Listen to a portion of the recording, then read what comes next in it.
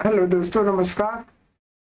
LLB 6 semester के लिए taxation law का जो सीरीज है उसका सेकेंड पार्ट आप लोगों के समक्ष है। 50 क्वेश्चन आपको पिछले वीडियो में करा चुका हूँ। सेकेंड पार्ट में आपको अन्य बचे हुए 50 क्वेश्चन मिलेंगे।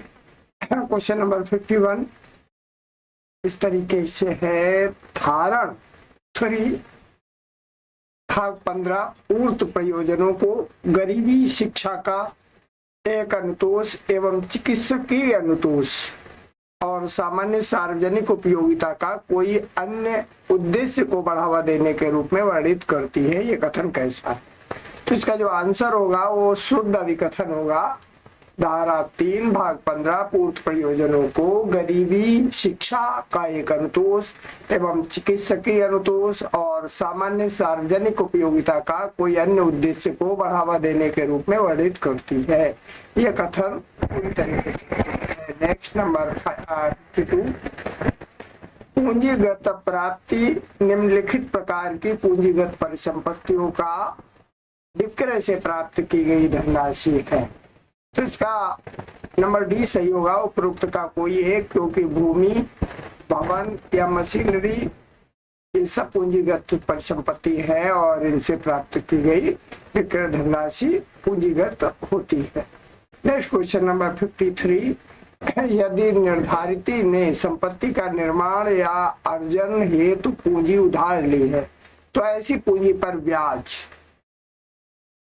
क्रय संपत्ति का वार्षिक मूल्य से कटौती योग्य नहीं है। ये ही इसका सही आंसर होगा। निर्धारित ने संपत्ति के निर्माण या अर्जन हेतु पूंजी अगर उधार ली है तो ऐसी पूंजी पर क्रय संपत्ति का वार्षिक मूल्य से कटौती नहीं होगी। नेक्स्ट क्वेश्चन नंबर 54 शब्द व्यापार से क्या तात्पर्य है? व्यापार शब्द से तो नंबर ए ही इसका भी सही आंसर होगा। लाभ अर्जित करने की दृष्टि से के साथ संचालित कोई गतिविधि व्यापार से तात्पर्य रखती है। नेक्स्ट क्वेश्चन नंबर 55 राजस्व प्राप्तियां एवं राजस्व व्यय आवर्ती प्रकृति की है और व्यापार के अनुक्रम में बहुधा दैनिक है। ये कथन कैसा है? तो बी इसका सही होगा। ये कथन पूरी तरीके से सत्य है। नेक्स्ट क्वेश्चन नंबर 56 निम्नलिखित परिलब्धियां कराधान योग्य है। नंबर ए किराया मुक्त परिसरों का मूल्य। नंबर बी नियोक्ता द्वारा संदत्त कर्मचारी का होटल या क्लब का देयक। नंबर सी नियोक्ता द्वारा कर्मचारी के बच्चों की शिक्षा हेतु संदर्भ धनराशि। तो डी इसका सही आंसर होगा। उपरोक्त सभी परिलब्धियां कराधान के योग्य है। नेक्स्ट नंबर 57 परिसंपत्तियों का प्रतिसंहरणीय अंतरण निर्धारित को अंतरित की गई परिसंपत्ति का मूल्य पर संपदा कर का भुगतान करने से उसके दावे से मुक्त नहीं करने देती है। ये कथन कैसा है? तो ये कथन बिल्कुल शुद्ध अभिकथन है। परिसंपत्तियों का प्रतिसंहरणीय अंतरण निर्धारित को अंतरित की गई परिसंपत्ति का मूल्य पर संपदा कर का भुगतान करने के उसके दायित्व से मुक्त नहीं कर देती हैं। यह कथन शुद्ध अभिकथन है। नेक्स्ट नंबर 58 क्रय संपत्ति से आय का निर्धारण हेतु अपेक्षाएं हैं। नंबर ए संपत्ति अकेले भूमि नहीं बल्कि एक भवन अवश्य होनी चाहिए। नंबर बी निर्धारित गृह संपत्ति का स्वामी अवश्य होना चाहिए। नंबर सी संपत्ति का उपयोग आवासीय या व्यापारिक प्रयोजनों हेतु किया जा सकेगा। और नंबर डी उपरोक्त सभी। तो यही इसका राइट आंसर होगा। नेक्स्ट क्वेश्चन नंबर 59 वित्त आयोग की संस्तुतियां प्रकृति में केवल संस्तुति कारक है। ये बिल्कुल शुद्ध कथन है। वित्त आयोग की संस्तुतियां प्रकृति में केवल संस्तुति कारक है। नेक्स्ट क्वेश्चन नंबर 60 व्यक्ति जो प्रतिफल के बगैर एक अन्य व्यक्ति के पक्ष में संपत्ति का अंतरण करता है वो कहा जाता है। इसका आंसर सी सही है। वो दाता कहा जाता है। व्यक्ति जो प्रतिफल के बगैर एक अन्य व्यक्ति के पक्ष में संपत्ति का अंतरण करता है। नंबर 61 आय का युग्मकरण निम्नलिखित को लागू होता है। नंबर ए केवल व्यापार को, नंबर बी केवल वस्तुओं को, नंबर सी केवल वृत्ति को, नंबर डी व्यापार व्यवसाय एवं वृत्ति को। तो इसका ये जो है वो सही आंसर होगा, आय का युग्मकरण लागू होता है केवल व्यापार पर। नेक्स्ट नंबर 62, राजस्व प्राप्ति को चिन्हित करें। नंबर ए वस्तुओं का विक्रय के आधार पर प्राप्तियां, नंबर बी भूमि का विक्रय के आधार पर प्राप्तियां, नंबर सी कमीशन के आधार पर प्राप्तियां, नंबर डी उपरोक्त ए और बी दोनों। तो ए और बी इसका सही आंसर होगा। नहीं, इसका सही, हाँ इसका सही आंसर ए और बी दोनों ही होगा। नेक्स्ट नंबर 63, क्वेश्चन नंबर 63, अवक्षयण भत्ता एवं विकास छूट के लिए आयकर अधिनियम की धारा 34 में समाविष्ट है। नंबर ए शर्तें, अवक्षयण भत्ता एवं विकास छूट के लिए आयकर अधिनियम की धारा 34 में शर्तें लागू हैं। नेक्स्ट क्वेश्चन नंबर 64, एक व्यक्ति जो एक पूर्ववर्ती वर्ष में 60 दिनों या अधिक की अवधि के लिए और पूर्ववर्ती वर्ष की ठीक पूर्ववर्ती 4 वर्षों के दौरान 365 दिनों या अधिक दिन के लिए भारत में रहा है, तो वह, इसके ऑप्शन इस प्रकार है, उस पूर्ववर्ती वर्ष के लिए साधारणतया एक निवासी, नंबर बी उस पूर्ववर्ती वर्ष के लिए एक निवासी, यही इसका सही आंसर होगा, उस पूर्ववर्ती वर्ष के लिए एक निवासी माना जाएगा। नेक्स्ट नंबर 65, संपदा कर अधिनियम 1967 में एक व्यक्ति को परिभाषित नहीं किया गया है, किंतु सामान्य भावाबोध में यह प्रकृति व्यक्ति से तात्पर्य है और निम्नलिखित को सम्मिलित करती है। नंबर ए हिंदू देवी या वक्फ के मुतवल्ली को एक न्यायिक व्यक्ति के रूप में, नंबर बी व्यक्तियों का समूह यथा न्यासीगण, नंबर सी हिंदू अविभक्त परिवार से अन्यथा एक संयुक्त परिवार से, नंबर डी उपरोक्त सभी। तो उपरोक्त सभी इसका सही आंसर होगा। बड़ा अच्छा प्रश्न है। संपदा कर अधिनियम 1967 में एक व्यक्ति को परिभाषित नहीं किया गया है, किंतु भावाबोध में यह प्राकृतिक व्यक्ति से तात्पर्य है। तो ये सभी इसके सही ऑप्शन है। क्वेश्चन नंबर 66, पूंजीगत व्यय पूंजीगत परिसंपत्तियां प्राप्त करने के लिए उपगत की जाती हैं, जबकि राजस्व व्यय उसके अनुसरण पर उपगत किया जाता है। तो ऑप्शन इसके ये बिल्कुल शुद्ध अभिकथन है, एक बात क्यों ना देख लीजिएगा। पूंजीगत व्यय पूंजीगत परिसंपत्तियां प्राप्त करने के लिए उपगत की जाती हैं, जबकि राजस्व व्यय उसके अनुरक्षण पर उपगत किया जाता है। ये बिल्कुल शुद्ध कथन है। नेक्स्ट नंबर क्वेश्चन नंबर 67, कतिपय परिसंपत्तियां जो संपदा कर से छूट प्राप्त है। नंबर ए एक निर्धारित की आवासीय इकाई, नंबर बी न्यास के अधीन निर्धारित द्वारा धारित संपत्ति, नंबर सी उपरोक्त ए और बी दोनों, नंबर डी ना तो ए और ना बी। तो इसका सी सही आंसर होगा, उपरोक्त ए और बी दोनों। यानी कतिपय परिसंपत्तियां हैं जो संपदा से कर छूट प्राप्त है, एक निर्धारित की आवासीय इकाई होगी या फिर न्यास के अधीन निर्धारित द्वारा धारित संपत्ति होगी।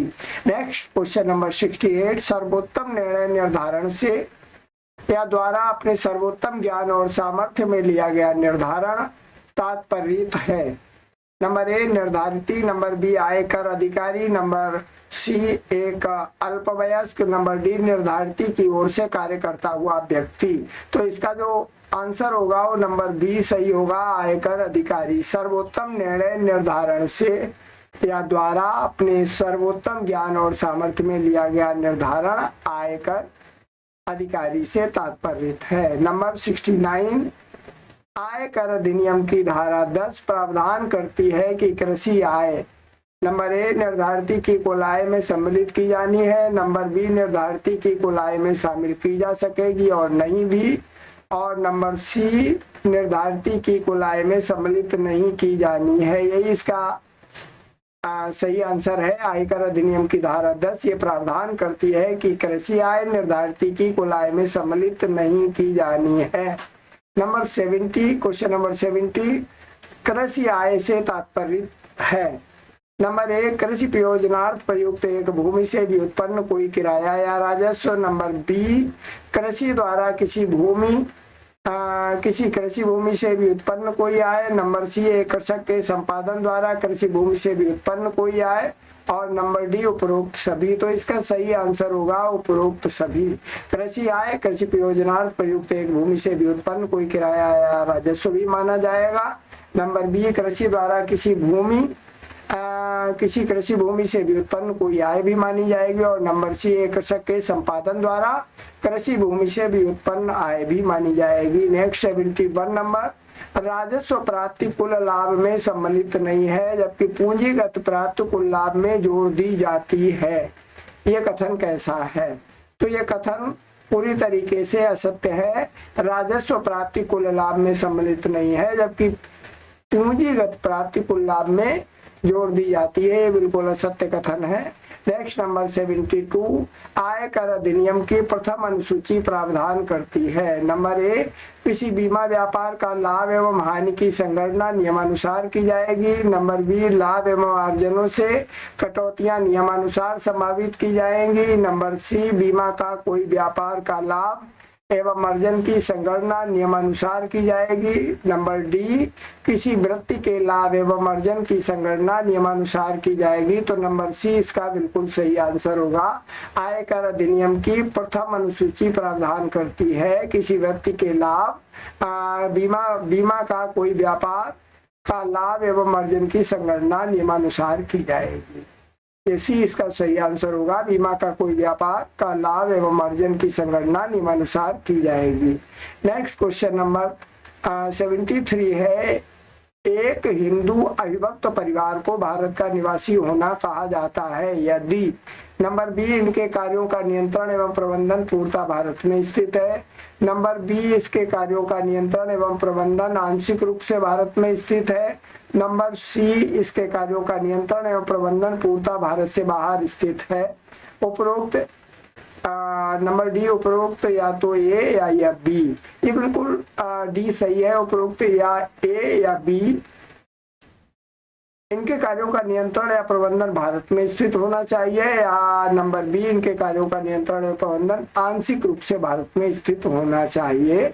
तो वो हिंदू अविभक्त परिवार भारत का निवासी होना माना जाता है। नेक्स्ट नंबर 74, मूल्य संवर्धित कर यानी जो बैट होता है के संबंध में अशुद्ध विकथन चिन्हित करें। नंबर ए बैट एक कर है जो किसी माल का सेवा में प्रत्येक बार जोड़ दी गई मूल्य पर उद्ग्रहित और संग्रहित की जाती है। नंबर बी बैट एक समान कर से प्रभावित की जाती है और उत्पादन एवं वितरण की श्रृंखला में संक्रिया के प्रत्येक स्तर पर अधिरोपित की जाती है। नंबर सी बैट 1 अप्रैल 2006 से संपूर्ण भारत में प्रवृत्त हुआ। ये सी बिल्कुल सही आंसर है। जो बैट है वो 1 अप्रैल 2006 को संपूर्ण भारत में प्रवृत्त हुआ। नेक्स्ट क्वेश्चन नंबर 75, अध्याय 6A के लिए कुल आय की संगणना में प्रावधान करती है। नंबर ए दायित्व, नंबर बी निदेश, नंबर सी कटौतियां, नंबर डी सम्मिलित करना। तो इसका सी सही आंसर है कटौतियां। अध्याय 6A के लिए कुल आय की संगणना में प्रावधान करती है कटौतियां। नेक्स्ट नंबर 76, निर्धारण वर्ष 2020-21 पूर्ण होगा 1 अप्रैल 2021 को अथवा 31 मार्च 2021 को या 1 मार्च 2021 को या उपरोक्त में से कोई नहीं। तो आपको मालूम ही है निर्धारण वर्ष 2021 31 मार्च 2021 को पूर्ण होगा। नेक्स्ट 77 नंबर, उगते हुए फूलों से आय निम्नलिखित में से किसका एक उदाहरण है? कृषि आय, पूंजीगत लाभ, अन्य स्रोतों से आय, गैर कृषि आय। तो जो उगाए हुए फूलों से आय है वो कृषि आय मानी जाती है। नेक्स्ट क्वेश्चन नंबर 78, जहां पति और पत्नी डॉक्टर है और भागीदारी में एक क्लिनिक चलाते हैं तो उनकी आय जोड़ दी जाएगी। नंबर बी उनको पृथकता निर्धारित किया जाएगा। नंबर सी वहां व्यक्तिगत आय का कोई निर्धारण नहीं होगा। नंबर डी वहां भागीदारी क्लिनिक की आय का निर्धारण होगा। तो नंबर बी सही आंसर है, उनको पृथकता निर्धारित किया जाएगा। नेक्स्ट क्वेश्चन नंबर 79, निर्धारण वर्ष की ठीक पूर्ववर्ती 12 माहों की अवधि पूर्ववर्ती वर्ष के रूप में जानी जाती है। यह कैसा कथन है? दोषपूर्ण है या शुद्ध है, आंशिक रूप से शुद्ध है, आंशिक रूप से दोषपूर्ण है। तो इसका जो बी है वो सही आंसर होगा। निर्धारण वर्ष की ठीक पूर्ववर्ती 12 माहों की अवधि पूर्ववर्ती वर्ष के रूप में जानी जाती है। ये कथन पूरी तरीके से शुद्ध है। नेक्स्ट क्वेश्चन नंबर 80, दोषपूर्ण अभिकथन चिन्हित करें। नंबर ए, तथ्य के बिंदु पर अपीलीय अधिकरण का विनिश्चय अंतिम होता है। नंबर बी, विधि के प्रश्न पर अपीलीय अधिकरण उच्च न्यायालय को एक संदर्भित कर सकता है। नंबर सी, अपीलीय अधिकरण आयकर अधिकारी द्वारा पारित आदेश से व्युत्पन्न अपील की सुनवाई करता है।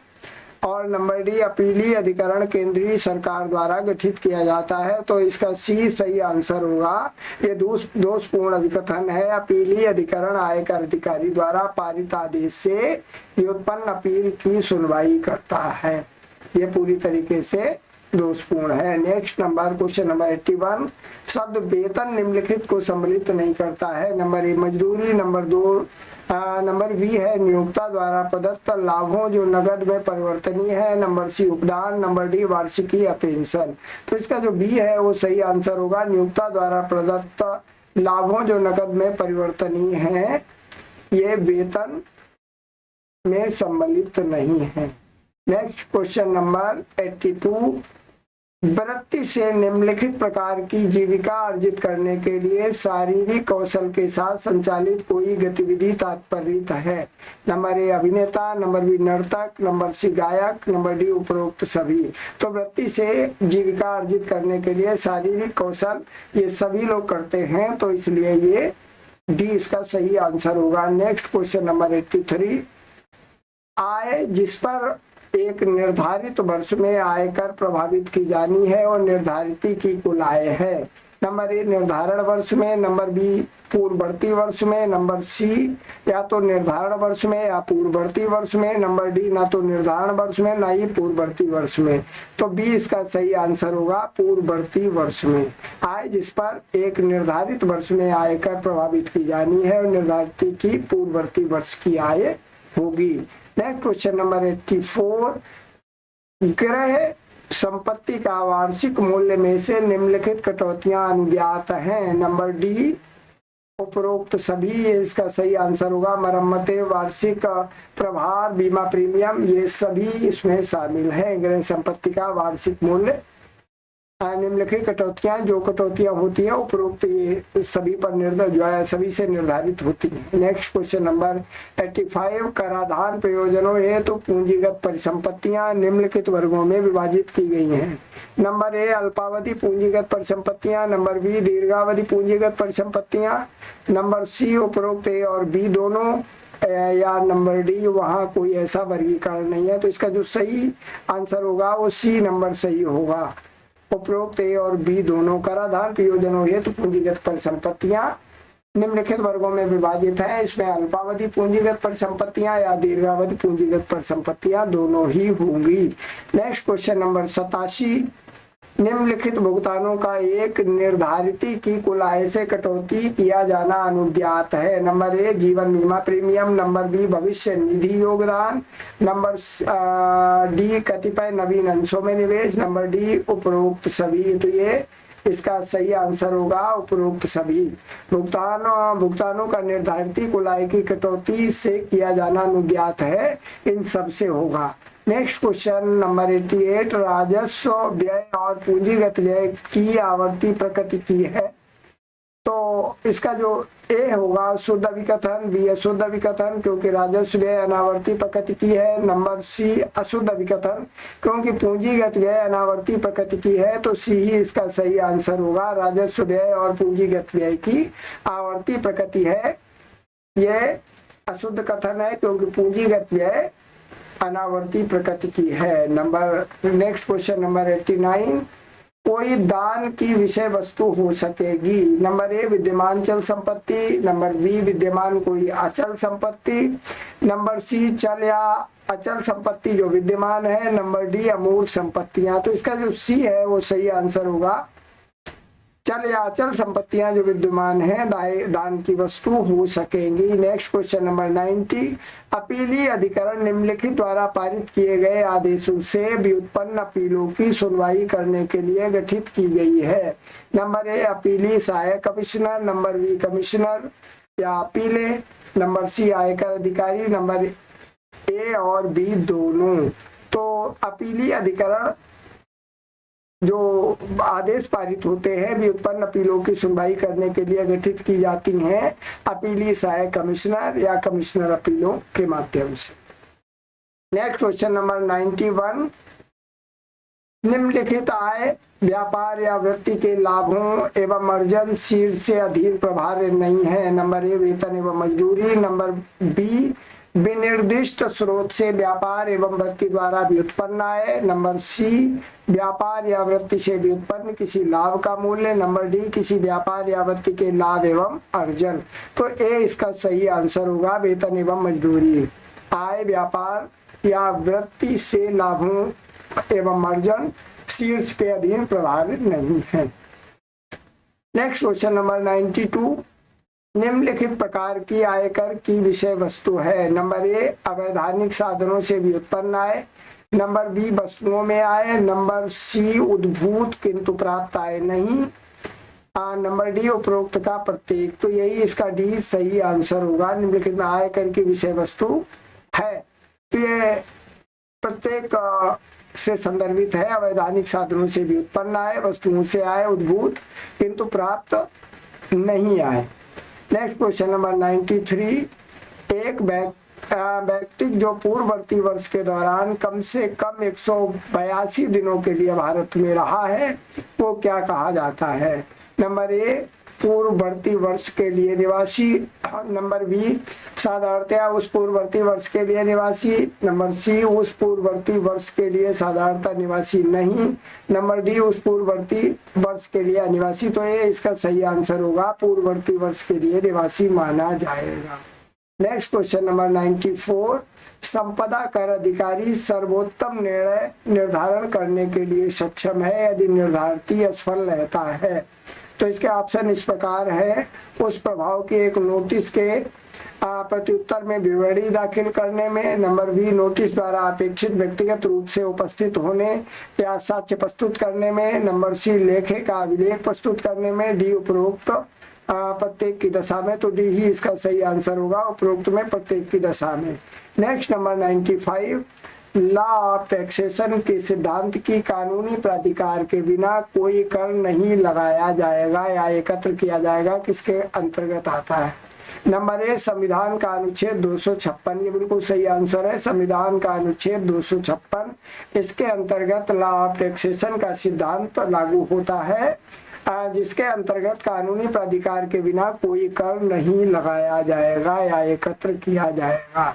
नेक्स्ट क्वेश्चन नंबर 96, आयकर अधिकारी के एक आदेश के विरुद्ध एक अपील दाखिल करने के लिए परिसीमा अवधि कितनी है। तो 90 दिन, 60 दिन, 30 दिन या उपरोक्त में से कोई नहीं। तो 30 दिन इसका सही आंसर होगा। नेक्स्ट 97 नंबर क्वेश्चन, शीर्ष या अन्य स्रोतों से आय के अधीन ऐसी आय आती है जो किसी अन्य शीर्ष के अधीन प्रमाण नहीं है। तो इसका जो आंसर होगा नंबर ए सही होगा। ये पूरी तरीके से सत्य है। शीर्ष या अन्य स्रोतों से आय के अधीन ऐसी आय आती है जो किसी अन्य शीर्ष के अधीन प्रमाण नहीं है। नेक्स्ट क्वेश्चन नंबर 98, एक अदाता व्यक्ति है जो एक दान करता है या जिसके पक्ष में एक दान किया गया है। नंबर सी जो एक दान के लाभों से अतिवर्जित है। नंबर डी जिसके पक्ष में संपत्ति के अधिकारों का त्याग कर दिया गया है। तो बी इसका सही आंसर होगा, जिसके पक्ष में दान किया गया है। नेक्स्ट क्वेश्चन 99 नंबर, आय कर निम्न प्रकार का कर है। नंबर ए प्रत्यक्ष कर, नंबर बी अप्रत्यक्ष कर, नंबर सी बिक्री कर, नंबर डी संपदा कर। तो आय कर प्रत्यक्ष कर है। नेक्स्ट क्वेश्चन नंबर 100, आय कर अधिनियम 1961 की धारा 45 निम्नलिखित से व्यवहार करती है। नंबर ए लाभ एवं अर्जन, नंबर बी पूंजीगत लाभ, नंबर सी या तो पूंजीगत लाभ का लाभ या लाभ का अर्जन, नंबर डी ना तो पूंजीगत लाभ ना ही लाभ का अर्जन। तो बी इसका सही होगा, पूंजीगत लाभ। आयकर अधिनियम 1961 की धारा 45 व्यवहार करती है पूंजीगत लाभ के लिए। नेक्स्ट क्वेश्चन नंबर 101, संपदा कर अधिनियम 1957 के अनुसार शब्द परिसंपत्तियां निम्नलिखित को सम्मिलित करती हैं। नंबर ए कृषि भूमि, नंबर बी कृषि भूमि पर उगती हुई फसल एवं घास तथा उस पर खड़े पेड़ों, नंबर सी कृषक के स्वामित्वाधीन या कब्जे में कोई भवन, नंबर डी उपरोक्त सभी। तो संपदा कर अधिनियम ये सभी 1957 के अनुसार ये सभी परिसंपत्तियां मानी जाती है। कृषि भूमि हो या कृषि भूमि पर उगी हुई फसल या पेड़ हो या कृषक के स्वामित्व या कब्जे का कोई भवन हो, तो ये सभी इसका सही आंसर है। तो इस तरीके से ये टैक्सेशन लाके संपूर्ण जो MCQ 100 MCQ है वो आपके समक्ष है। 2-3 बार सुनेंगे आप तो याद हो जाएगा। अच्छा लगता है तो इसको सब्सक्राइब कर सकते हैं, लाइक तो एक बनता ही है। धन्यवाद।